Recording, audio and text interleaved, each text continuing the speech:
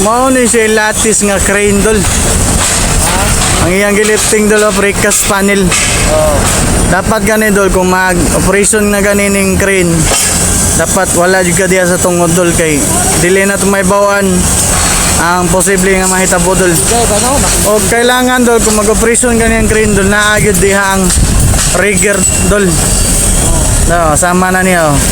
Na nag-signal niya sa ubos. Pwede ra pud niya gamitan og radyo dol in case na alinganin ng operator ug ang rigger sa ilang lapagan nga kuan nga precast sama ni.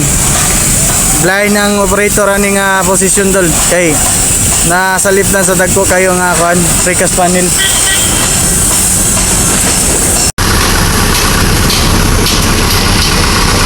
Kini nga materialis do nga gidala sa minidam dol. Ang mulifting ani kanita na nga mga materialis ang mulifting ani ang kanang tower crane. Kay dalhon man nga to sa site dol. O once nga maguba ang tower crane dol, kanita na nga mga materialis nga naa dire.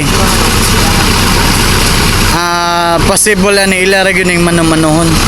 Pero sa pagkakaroon, operational man ang tower crane, mo na kanitanan nga nagtapok, liftingon gini siya tower crane.